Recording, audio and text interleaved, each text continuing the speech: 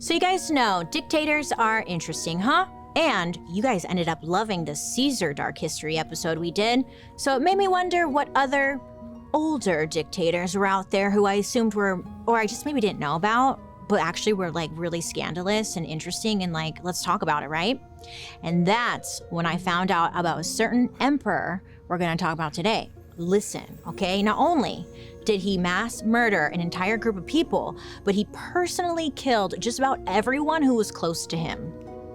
And you might be thinking, okay, typical, been there, done that, but no one has ever matched this guy's freak. Some of the dictators we've talked about are actually failed artists, and then they would take revenge by taking over the world. But this guy, it's almost like he didn't care about like being in power at all. All he wanted to do was sing and dance and have orgies with eunuchs. But instead, he was forced by his mother to rule Rome. Today, I'm coming to you with the insane, true story of one of the world's first tyrants. Listen, this is the dark history of Nero.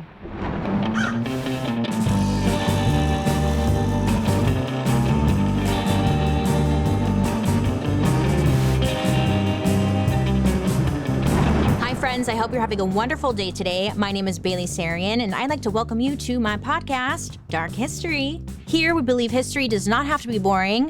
It might be tragic. Sometimes it's happy, but either way, it's our dark history. Before we get into it, don't forget to like and subscribe. I'm always here for you posting new content, and let me know what you think down below. I like hearing from you in the comment section. Plus, we read comments at the end. Did you know that?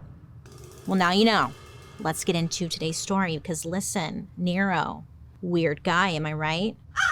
Nero is a great name for an evil villain. If you think about it, Nero kind of sounds like Zero or like a Matrix character. But of course, like any good stage name, it wasn't his real name. This story starts with the birth of a little boy in 37 AD named Lucius Domitius. Get it? Like baby. Okay. I do my own sound effects. But to keep things simple, we're just gonna call him Nero because I can say that. It's way easier for me. And that's what everyone would end up calling him. So Nero it is. And Nero was kind of doomed from the beginning because his family tree was questionable, twisted, okay? First of all, his father, Gnaeus, had a reputation for being cruel and corrupt. He was the sort of guy who would just like beat up or hit his servants for fun, you know? I guess there was this one time when he was driving on his chariot, as one does, through the street, and he ran over a boy on purpose for giggles and fun and laughter. So really taught that boy something, huh? And then Nero's mom, her name was Agrippina. I'm trying to put like, who is she? Who would play her today? I don't know, but she was insane, okay? Agrippina was ambitious and extremely manipulative. She would do anything to get ahead in life, and honestly, it seemed to just run in the family. Agrippina's brother was Caligula. Do you know Caligula? Should we do an episode on Caligula? Let me tell you, Caligula was wild. Caligula was like another famous and psychotic emperor from ancient Rome. They were all a little off. A little, I guess you could say. So Agrippina, I guess she learned a lot from her brother, who was like the emperor. And they were very close. Some say too close. You know what I'm saying? Like, you know, like they were sleeping together. Incestual relations. Caligula and Agrippina had a very messy relationship. Caligula actually ended up banishing her from Rome when Nero was just 5 years old. And I guess at this point, like things just didn't look good for little Nero. Nero's dad had recently died. There was speculation that he was probably poisoned by Agrippina. Some aqua tofana shit right there. But either way, dad was gone. And now his mother, Agrippina, was suddenly gone too. She was exiled. So it was like one day she's kissing him on the forehead, Nero. And then the next day, poof, gone. Bye. He didn't even get to say goodbye. There was no explanations. She was just gone. So Nero was kind of like sent off to live with some aunt he had. And it was a downgrade, but obviously like Nero didn't seem to understand the politics of it all. He probably felt like some kind of tension, and it was just weird situation. But at this point, he was kind of like forgotten about. But then something happens that changes the course of history. Caligula gets assassinated. Yeah. Now, this was actually really great for Nero because it gave his mom a get out of like exile free card, okay? An opportunity to come back. The new emperor was Claudius, and this was Agrippina's uncle. Yes, her uncle. Okay. I guess he always liked Agrippina, so he was like, absolutely, come on back. You're welcome back anytime. So Nero is reunited with his mom, and ta-da! It was like nothing happened. They're back in the palace. So Agrippina is back in the palace, and she gets to work immediately. She's trying to secure the richest, most powerful man to be Nero's new stepdad. So she marries a guy named Crispus. Great name, Crispus. Sounds like when you leave a pizza in the oven too long and the edges kind of get burnt? I would call that Crispus. Sounds like that. Oh, I love like a burnt pepperoni. Crispus. Anyways, Crispus, this guy, he had a lot of money. He was a politician and he was worth about 200 million in Roman money. It's hard to like beep bop boop calculate how much that would be in today's money, but according to our expert, it would be anywhere from like $330 million to $3 billion. So he was rich, So as soon as Agrippina and Crispus are married, Crispus puts Agrippina and Nero in his will. Ooh, and you know what happens when that happens? Well, Crispus ends up just like dropping dead. As soon as he signed that will, he was gone. Today's episode is sponsored by Liquid IV. The last couple of months, I have been completely off of soda and coffee. Not kidding. I know your brains are exploding. Like, what? Why? I don't know. I just decided one day I was like, I'm done. So I've been drinking a lot of water, of course, because that's really my only option. But sometimes water can be so boring. So I love Liquid IV because it makes the water even better.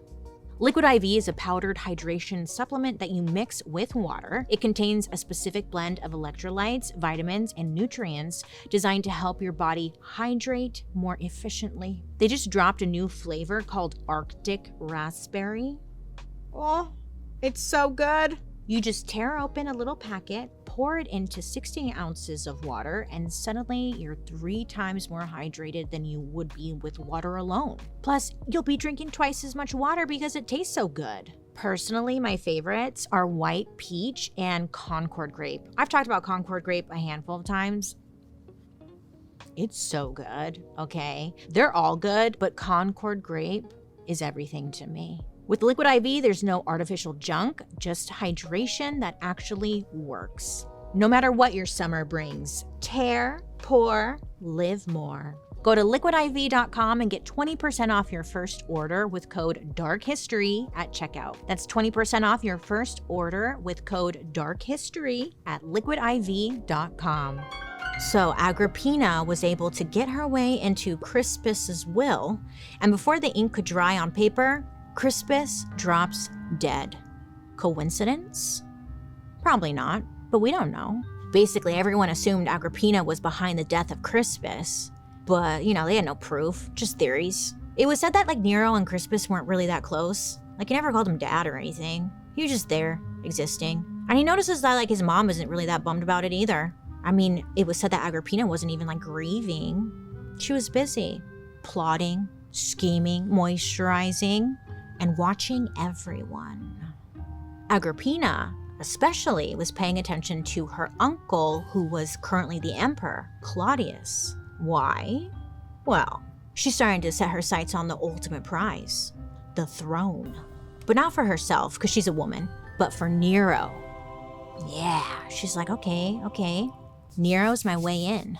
So Nero is 11 years old, minding his own business, curling his hair. I don't know. Doing something. Have you seen their hairstyles back then? Very curled. So I imagine he was curling his hair. But he realizes, or he sees, that his mom is kind of trying to seduce Claudius, her uncle. To you and I, it's a little weird, but to Agrippina, this was all a big political move. She was single. Claudius, her uncle, was single. Why not? What do I have to lose? Well, the two fall in love. Yeah, her and her uncle. And in 49 AD, on New Year's Day, Agrippina marries her uncle, Emperor Claudius. Ugh, yeah. So of course the normal townspeople are talking. They're calling it disgusting and immoral, but nobody was gonna say it to her face, because now she was in charge. Claudius was said to be a little awkward, really into books. He was older. He was 59 years old at this point, and Agrippina was 34. So, there was a 25-year age gap, and it was her uncle, just a little weird, but it was kind of like the perfect match because Agrippina was finally exactly where she wanted to be, in the driver's seat, bossing Claudius around.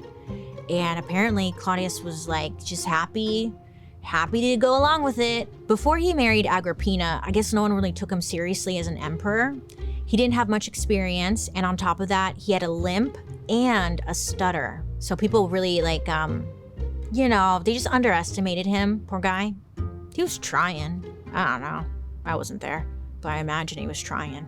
Ironically, Claudius was a great emperor, but no one realized it because they were just so busy making fun of him. But marrying Agrippina was exactly like the PR boost that he needed because people were scared of her. This was really great for Nero, but probably really confusing. Not only is your great uncle now your stepdad, but now Nero is basically a prince. Suddenly, Nero, who went from a 0, was now wearing royal purple. He was getting the best tutors in Rome, and he was being groomed to be, a potential leader. So Nero is 12 years old, and at this age, he's a little weird, but he loves the spotlight. From a young age, he was obsessed with singing for his family, the servants, anyone who was watching. He would put on little performances. Look at me!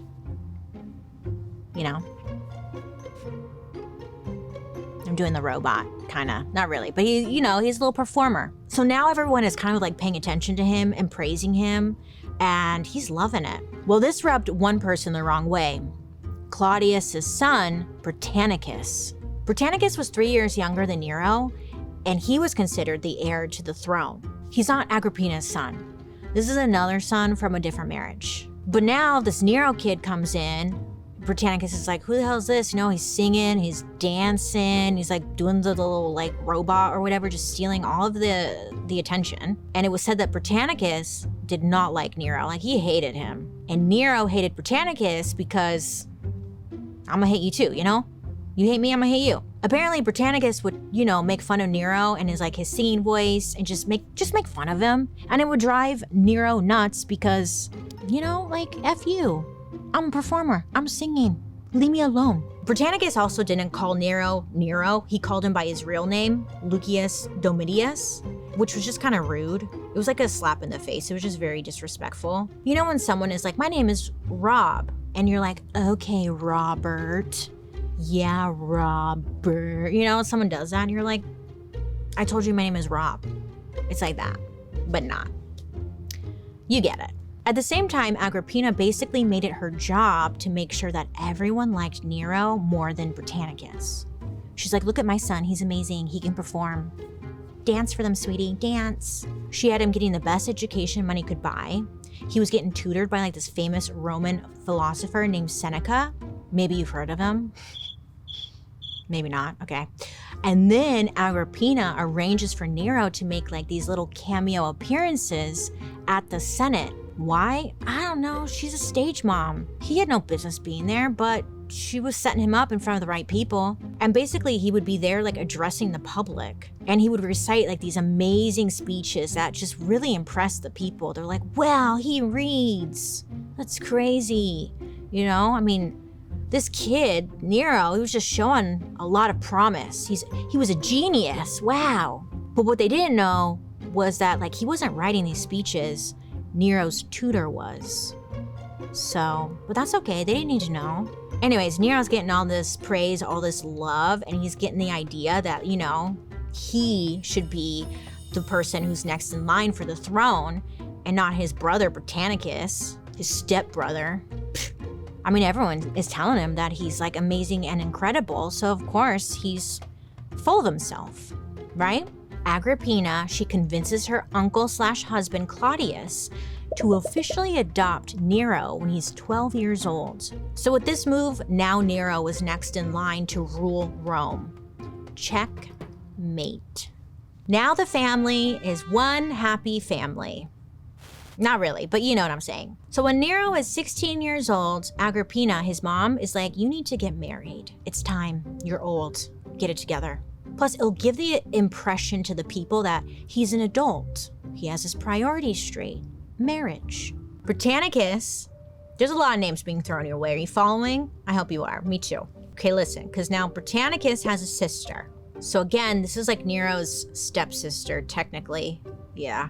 But her name was Claudia Octavia, okay? And everyone was a big fan of Claudia. They loved her. She's a girl. She's smart. She's down to earth, whatever that means in Roman era, you know? She can't be a leader, though. She's a woman. No, can't do that. So Agrippina's like, hey, what if you guys got married? I mean, again, they're not really like, kind of not really sort of related. They're like cousins, but they're not at the same time. So shut up. Why don't you guys just get married? People love her. It'd be great PR for you, Nero. Don't you want to be on the cover of Vogue? Your marriage photos? It'd be beautiful, gorgeous. So at 16, Nero marries his 13-year-old cousin / sister, Claudia. That's gotta be confusing. Now it's your wife.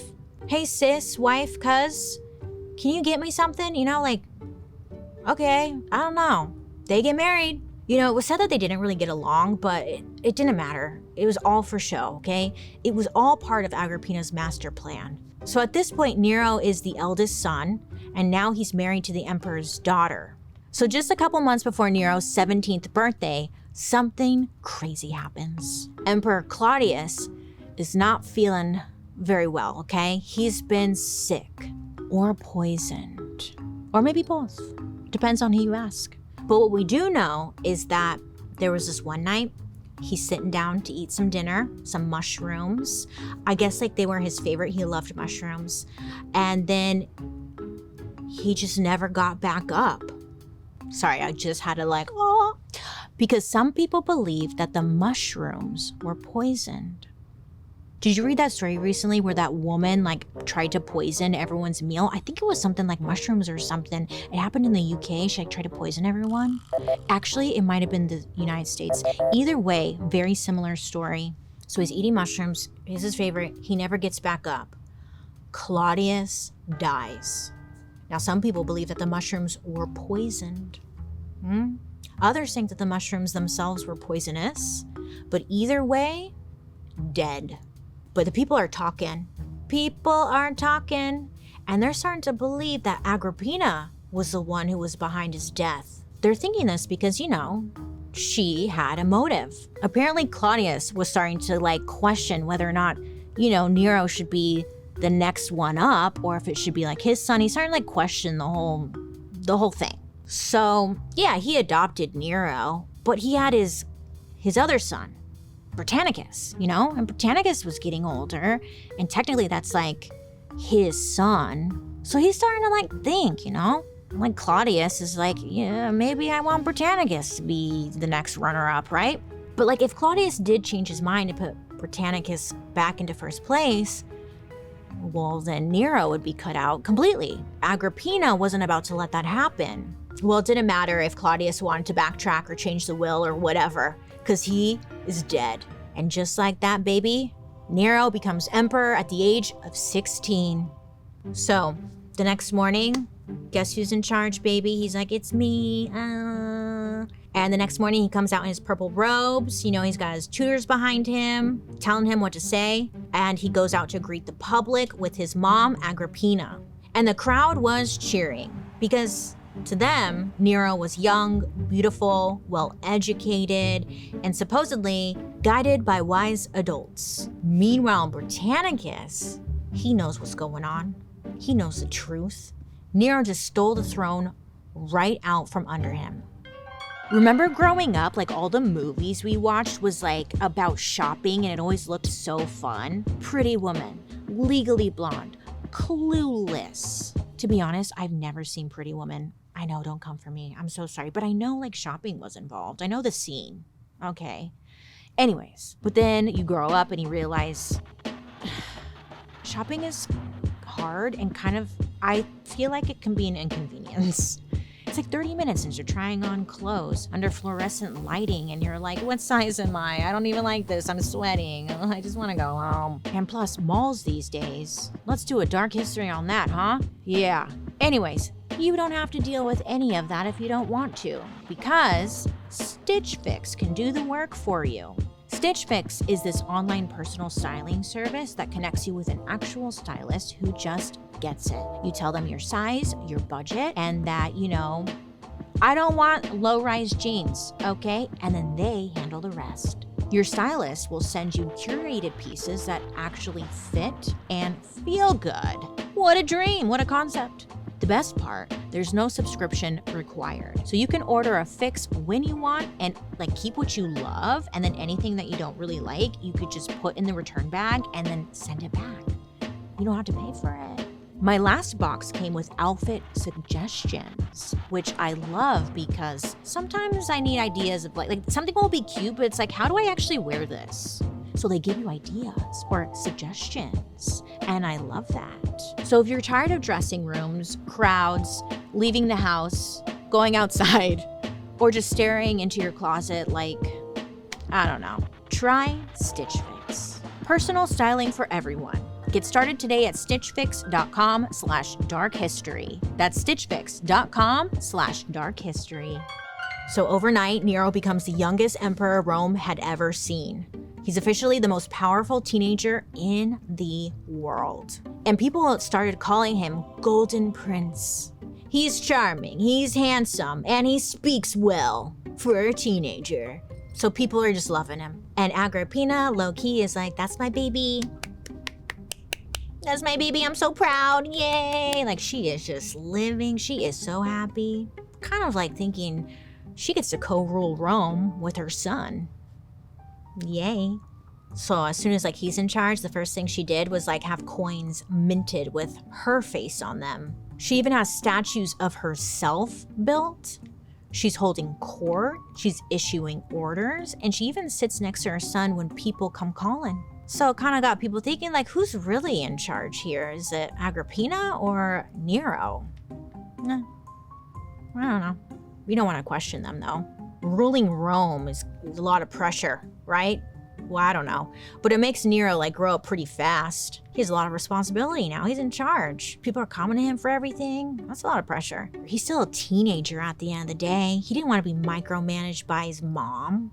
So Nero decides to try and distance himself from his mother. He stops asking her for advice. He starts spending more time on his art. He starts to make friends with different singers and actors, and because he's in charge, he's just surrounded by yes men. All they do is flatter him. He's technically married, but he doesn't really like that bitch. And then he ends up falling for a former enslaved woman named Acti. Well, this makes Agrippina lose her mind. This is not what she planned. You're not supposed to fall in love. You are busy leading, being a leader. Don't get distracted. So she tries to break them up, right? But it only makes Nero and Acti's bond stronger. So when that doesn't work, Agrippina does something diabolical. She decides to start sweet-talking her stepson, Britannicus. So she's going to Britannicus and oh, you're my favorite, oh. Britannicus is Nero's enemy. He doesn't like that guy. So when he sees his mom now liking him, it makes him mad. I guess in Agrippina's mind, if she can't control Nero, she can just replace him with Britannicus. He's 13, he could be easier to manipulate. Just do it again. But Nero catches on to what she's doing. He realizes that his own mother might actually be a threat to his power. So one night, Nero invites everyone to dinner. Britannicus is there, along with a bunch of high society Romans. So everything's normal. Everyone's eating, everyone's drinking, everyone's talking. And then all of a sudden, Britannicus takes a sip of his wine and then starts gasping for air. I don't know, very dramatic. Is he putting on a show? Well, he collapses. He starts to convulse on the ground. And what the hell's going on? Everyone's just kind of frozen, I guess. And Nero shrugs and is like, don't worry, guys. It happens all the time. It's just his epilepsy. Well, Britannicus is having a whole moment and everyone's like not helping him. I don't know. But then Britannicus dies. Dinner and a show, I say. Sad. But then Nero, I guess at this moment, just dabs his mouth with his napkin and then leaves, which made it crystal clear to everyone in the room. Don't fuck with Nero. Well, I'm sure after that dinner, everyone just kind of shut up and is kind of scared. I don't know. Did he kill him? Many believe. We don't know. But at this point, the public is, I guess, still hopeful. They're not seeing what's going on behind closed doors, you know. But the people closest to Nero, they start to notice like little weird things. Like something's going on with this guy. He was all of a sudden like impulsive. He was having some major mood swings. I mean, at the end of the day, he's a teenager, so okay. But you know, they didn't like that. Nero had always loved singing and dancing and acting, but he was starting to get obsessed with the idea of being a performer. Like, he really thought he was like the most talented person in the whole world, you know? And he was God's gift to everyone. He's like, watch me dance. Da, da, da, da, da, da, da. And everyone's just like, oh my God, wow, you're so good. Like, oh my God. You know, when you're a teenager, you're just trying to figure out like who you are and what you're doing. Nero's going through that. Like, he starts dressing up in different costumes. He's running off. He's disappearing at night. No one knows where he's at. He's starting to race chariots. I don't know. What's he doing? He's not even wearing a helmet. He was just like in his bad boy little teenage era. And he didn't really care what anyone thought. If someone tried to tell him like not to do it, he would just give him that look like, I'm gonna kill you. Give you the Britannicus treatment. You want that? Meanwhile, Agrippina has gone from powerful to paranoid. I mean, she taught Nero everything about how to rise to power, and now she knows exactly how he might take her down. Poison. Now, according to experts, Nero tried to poison his mom 3 different times. But somehow she always kind of knew what he was up to, and she would take an antidote in advance. Some scholars say this is because she poisoned so many people. So like she was always expecting to be poisoned, or she intentionally like built up an immunity to poison, which is kind of wild, but okay. Nero is, he's trying to get rid of his mom, and he's realizing this whole poison thing isn't really working out for him. So he's like, I gotta get a little creative, channel my art side. You know, like if I'm gonna kill my mom, I gotta have a little bit more fun with it and like really just catch her off guard. So when the poison didn't work, Nero came up with like a little idea to have ceiling tiles fall on her head when she's sleeping. You know, those things are pretty heavy, right? That'll knock her out. But it didn't work. So he gets back to the drawing board. And he's like, what if I built a boat? Not just any boat, but like a boat that would collapse when you're out on like the water. And like it would like collapse and you die. That'd be kind of sick. So he draws up like this boat. You know? A collapsing death boat. He's called it Titanic. But I'm just kidding. I'm just kidding. That's not funny. Nero, he secretly has this boat like made and whatever, right? These people work on it. He's like, so you're gonna make this boat, but it's like gonna collapse. Isn't that cool? Okay, great. So these guys, they make this boat, and the whole point of this boat, if I say boat one more time, but the whole point of this boat is that it's designed to fall apart mid-sail. She can't get out of that. In the middle of the ocean, she's gonna be stuck. And he really thought this was gonna be it, like he was gonna get her with this boat. So she got on board. She's like, oh my God, like where are we going? This is so crazy. Like we're just gonna go on like a nice like Sunday cruise. I love it. She gets on the boat, they take off, and they're out on sea, and then the boat collapsed exactly the way Nero wanted it to. So the people on the boat, they didn't know about this little collapsing situation, so everyone is panicking. Crew members drown. But Agrippina, she's like, oh, hell no. Like, I'm not going down like this. So she ends up diving into the water. And in full Roman robes, she swims. Right? She swims. And then she's able to, like, get back to shore. She is unkillable, this woman. Could you imagine how heavy those clothes must have been, though? The adrenaline must have been pumping. She was not going to die, okay? She's like, you are not going to kill me, bitch. So she swims all the way to shore. And when people see her and they hear about the crash, they're like, oh my God, girl, like what happened? That was crazy, I watched. But Agrippina, she stayed calm. And she tells the people, like, it was just like a freak accident, I don't know. But like secretly, I think she knew. She knew what was up. Well, word gets back to Nero that his mom survived, and he's like, what? He tried to poison her. He tried to drop tiles on her head. He tried to drown her in a collapsing boat. He's like, what? I am out of ideas. So he's realizing he needs to stop making things so complicated and crafty and just like get the job done. So Nero just tells a couple of the guys that work for him, some soldiers, he's like, look, go get Agrippina and kill her. Okay? Find her and just kill her. Like, I'm done doing my little magic tricks. Just kill her.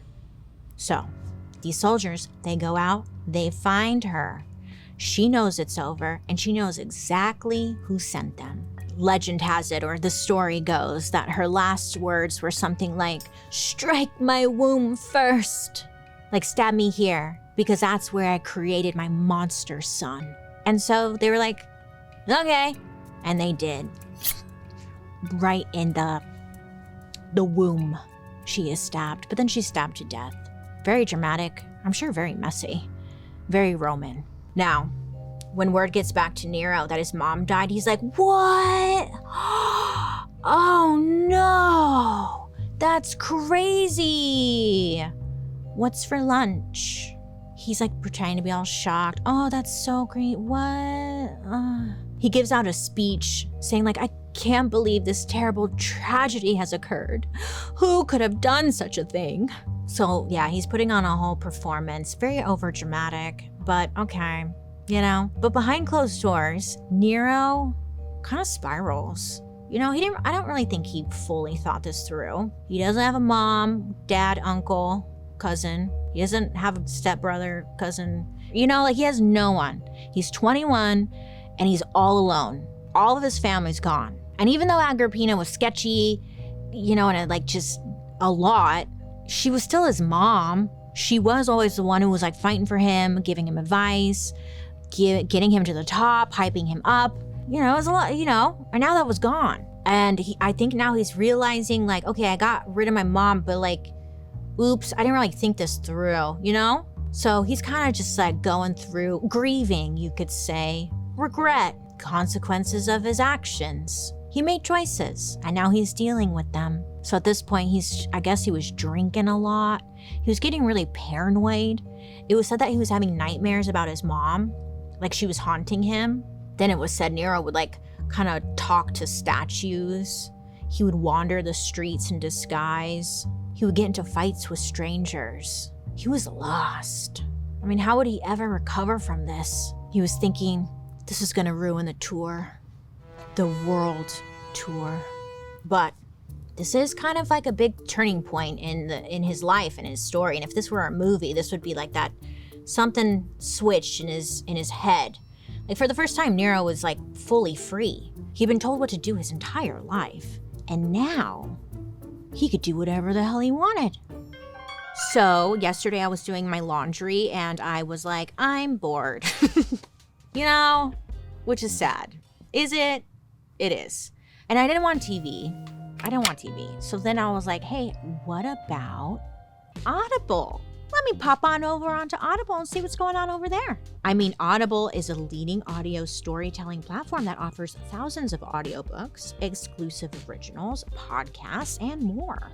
Plus, it's all in one easy-to-use app. So whether you're into like thrillers, romance, self-help, comedy, biographies, memoirs, Audible lets you listen anytime, anywhere.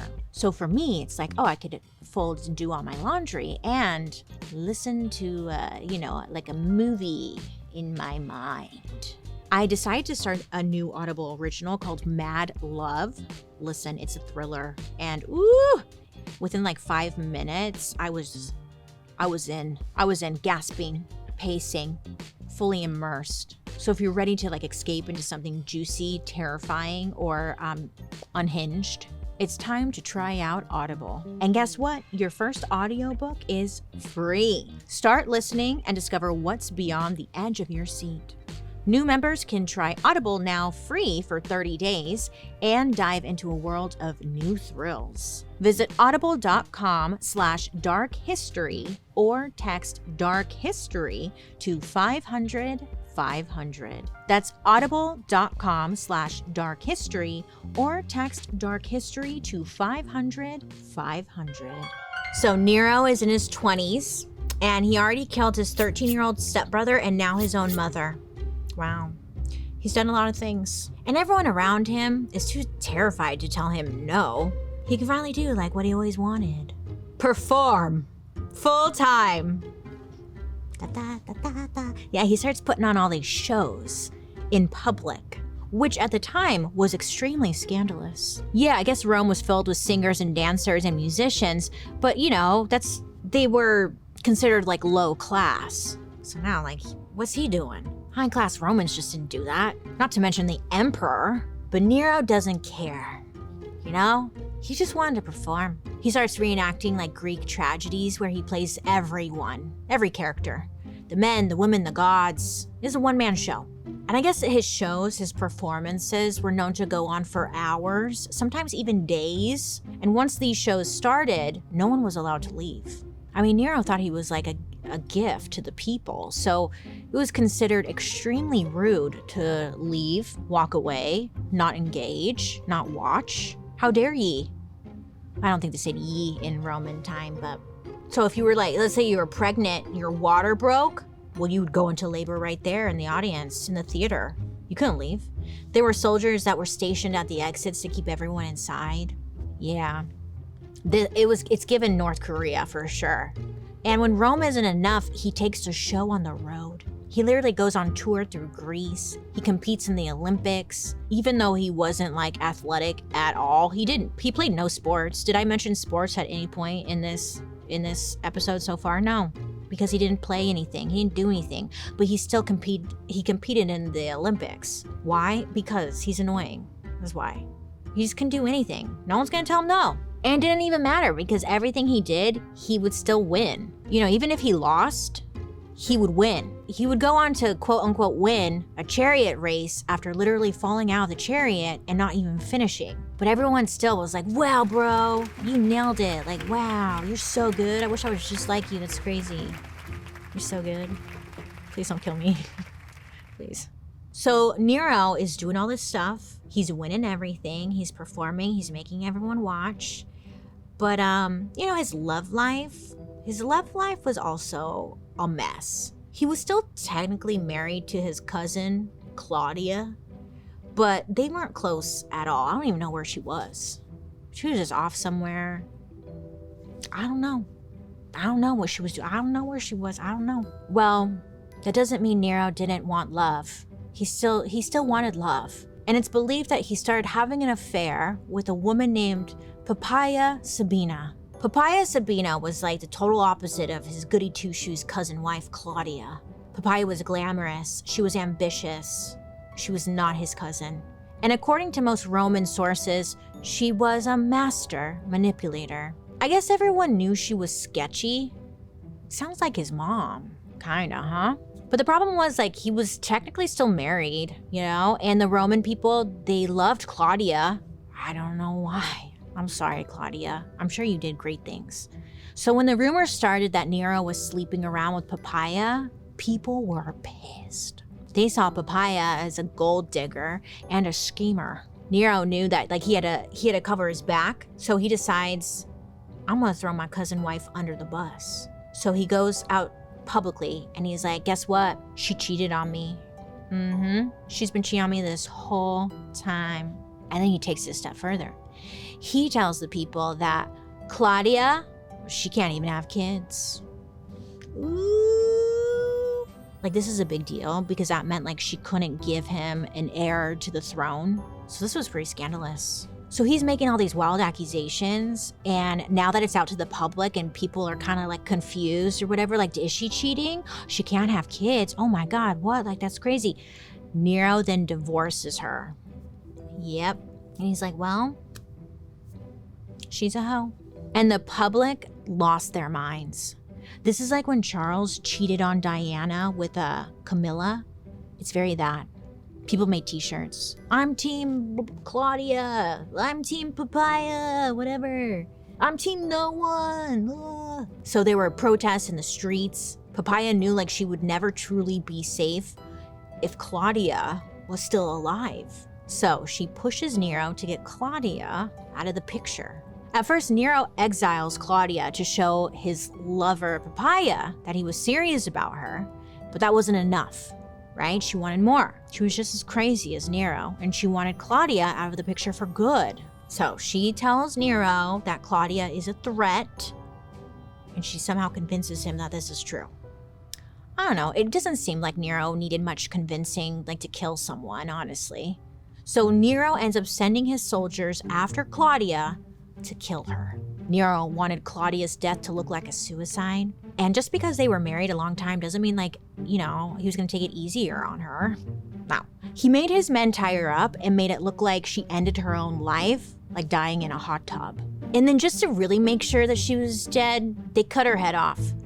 Because that's exactly what someone does when they're going to kill themselves. They cut their heads off. I feel like the story made sense until they cut her head off. Now it doesn't really look like she killed herself. Kind of goes against that, but okay, they did it. They did it because they were going to take her head back to, Poppaea as proof that they killed her. Well, they didn't have pictures or anything back then. They could have sketched it. See, we killed her. So there's a sketch of it, of the crime scene. But they wanted the head. Poppaea's like, oh, he does love me. It was like the diamond engagement ring, but in a head form. He really loves me. As soon as she got Claudia's head in a bag, she said, let's do this. Let's get married. And they did. They got married.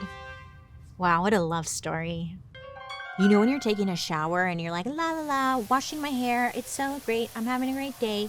And then you start pulling out clumps of hair, not clumps, but like maybe concerning amounts. And you're like, I really hope this is normal.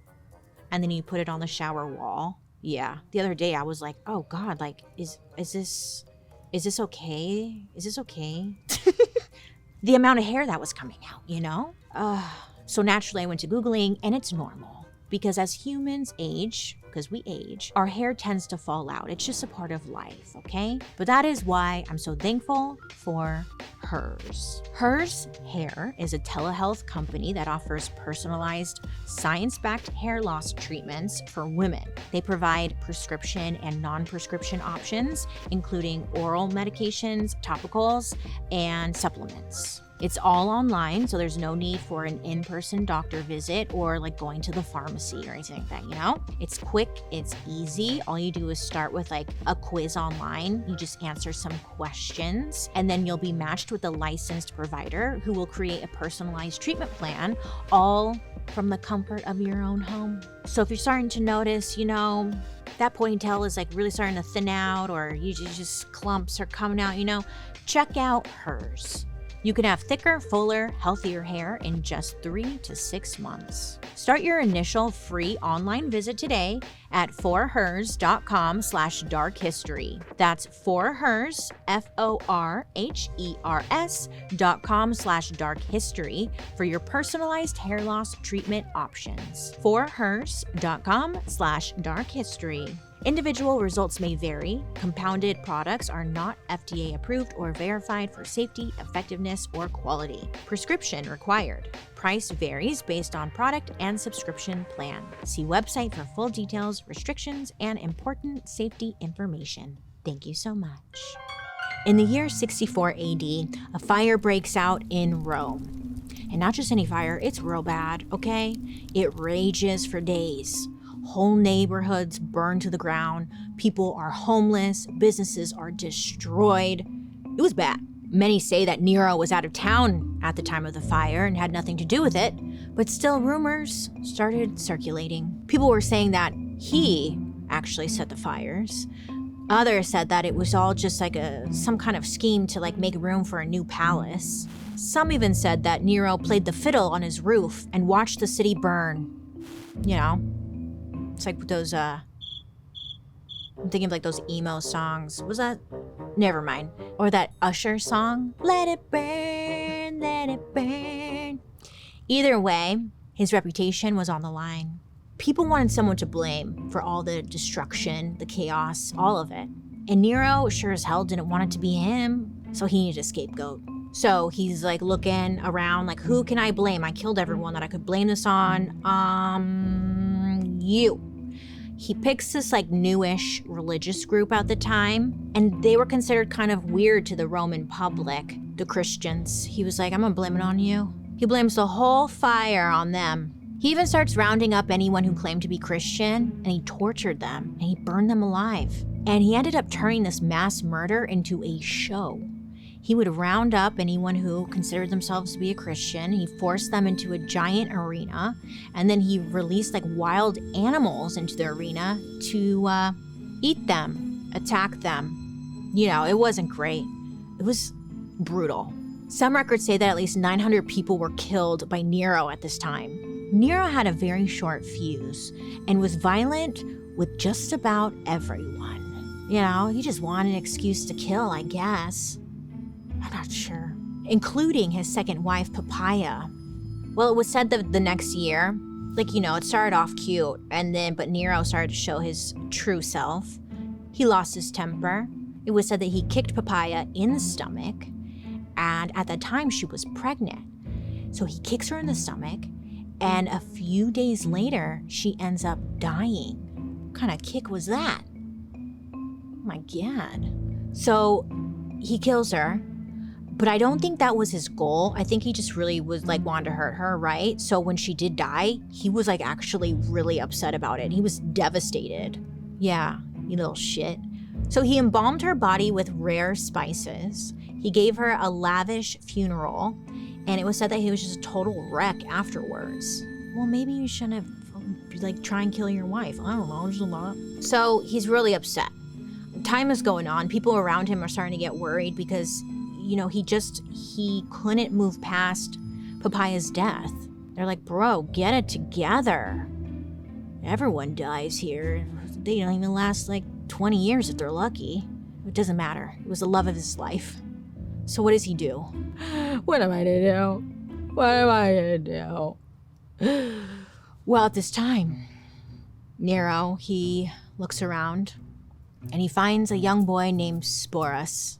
Now, at this time, Sporus was a slave, probably a younger teenager, but if Nero squinted his eyes, he was like, you kind of look like Poppaea. It's crazy. According to Nero, this little boy looked a lot like Poppaea. Oh, you know, he's like, whoa, I'm in love. She's still alive. So this is where he kind of takes it up a notch. Well, he's taken it up a lot of notches, but this is another notch that is up. He decides to have Sporus castrated. Yeah, he makes him into a eunuch.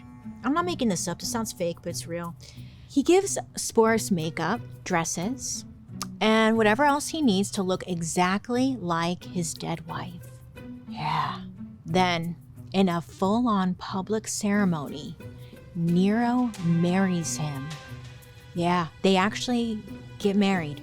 Nero instructed the wedding to be treated like as a real Roman marriage ceremony, complete with like a public celebration, Nero as the groom, and Sporus dressed as his Roman bride, in a veil, a gown, all of it. I know. I would like to hear Sporus' side of the story here. Poor kid. What the hell? From that point on, Nero takes Sporus with him everywhere. They're married. That's his wife, and you will not question anything about it. That is his wife. So Sporus came with him to public events, sat next to Nero at banquets, traveled with him, and appeared at ceremonies in full looks. You know? Everyone was told to call Sporus Sabina, after Poppaea, her last name Sabina, and you had to refer to him as Nero's wife, because if you didn't, I'll kill you. So once again, the theme of Nero's life was like, no one told him no. So this whole thing kind of works for a little bit. I don't know how, but it does. You know, at the end of the day, it was like a band-aid over his pain. But as Nero settles into his life with his new wife, his paranoia starts to bubble up. Nero starts to think that everyone was plotting against him. So he does what any unstable emperor might do. He starts purging. He gets rid of senators, generals, former allies. Anyone who looked at him funny or anything was accused of like treason and then violently executed. Then Nero starts seizing property. He starts hiking up taxes. He starts going after rich families. And people start wondering, like, is he good? Like, is this guy even fit to rule? Yeah, once you start messing with the rich families, huh? That's when people start to question it. Not all the murders and all that, no. Well, even his friends. Oh, he had friends? Good to know. Even those closest to him. Some he would call his friends. They start to turn on him. So, finally, in the year 68 AD, someone decides to do something. A politician named Julius Windex decides enough is enough. I know Windex. I was like, I love that window cleaner. It's so good. Right? His name is Windex, named after him. It's not, but I like to think it is.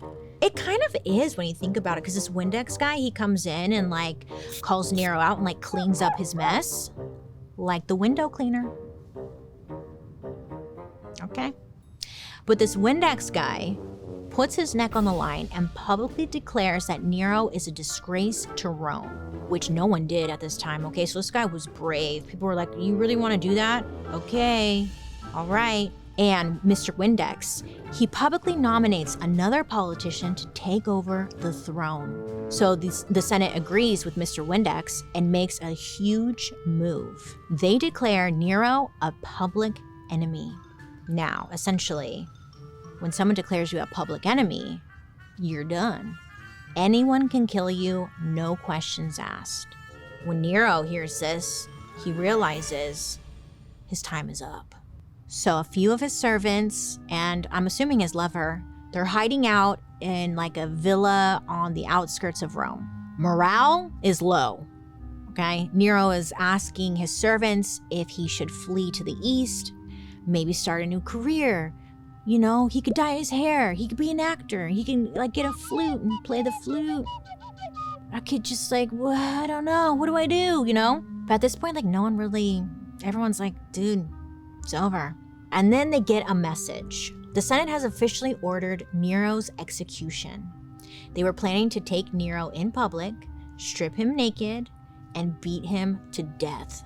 The Senate soldiers were on their way. So Nero is having dinner when he hears this news and he absolutely loses it. I mean, he crashes out completely. He ripped up the bad news scrolls. He flips the table. He smashed his 2 favorite cups. Everyone kind of low-key expected him to kind of like, you know, end his life. It was seen as like the honorable way out of a terrible situation this time in Rome, especially because he'd already been given a death sentence. So they're like, oh, he's probably just gonna Epstein himself. But things got pretty awkward because Nero, he didn't want to die. He's like his mom. In the middle of the night, Nero, he wakes up and realizes that he is alone. Everyone had left. His guards, his friends, his lover, his servants, and the walls were closing in. You know, he's feeling desperate. So Nero starts running around the villa screaming that he needs someone to volunteer to kill him because he didn't want to do it himself. Apparently he screamed, "Have I neither friend nor foe?" No, Nero, none. You have friend nor foe. I love that someone was around to write this down, this quote, but didn't volunteer. I don't want to kill you. I don't want to kill someone. No, but I'll write down this quote. Iconic. Okay, so no one wants to kill him, and he doesn't want to do it himself. He doesn't want to. He's scared. So Nero is alone, and he hears the soldiers coming. It's all dramatic, right? And then it's said that he quoted Homer very dramatically and goes, "The sound of swift horses strikes my ears." I imagine that's how he said it. And then he takes like a knife and he stabs himself in the neck. What's funny is that at the exact moment that he stabbed himself, a Roman guard had busted in and was like, "Wait, I'm here to save you." But it was too late. He's like, "Oh shit. Oh. Yeah." Apparently, Nero's last words were, "What an artist dies in me." Ugh. I don't know what the fuck he's talking about. He should have asked for forgiveness, okay? When Nero died, he was 30 years old, and he was the last emperor of the Julio-Claudian dynasty. which was basically the first royal family of Rome. It ended the dynasty of Caesar and Caligula and tons of other famous emperors. It was over. It was done. Honestly, I think Nero would be happy to know that his death threw Rome into total chaos. He sparked a crazy power struggle so intense that the next year became known as the Year of the Four Emperors. There was also rumors going around, conspiracy theories, that Nero wasn't really dead. That he went to Cuba or whatever, and he was actually going to come back and seize the throne at any moment. Those conspiracy theories, just all the time. It happens all the time, right? They're never dead, are they? And to this day, people still talk about him. His story lives on. And I think that's all he would have cared about. So, what a journey, huh? What did we learn today, kids? Don't marry your cousin, uncle, sister, brother. What the fuck, Nero was the blueprint for unhinged dictators everywhere. He turned paranoia into politics, performance into power, and his own ego into a state religion. Even when everything was collapsing around him, he believed he was a gift from, gods and the best artist the world had ever seen. Yeah, what is that, huh? I don't know. What's kind of interesting though? That he was this big performer and loved being on stage.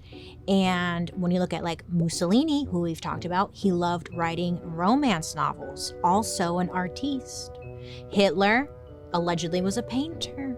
So maybe the lesson here is that we need to fund the arts. Prevent the dictators, huh? If you just let them paint, let them write a romance novel. Because when you don't, look what happens. They take over and they just go psycho.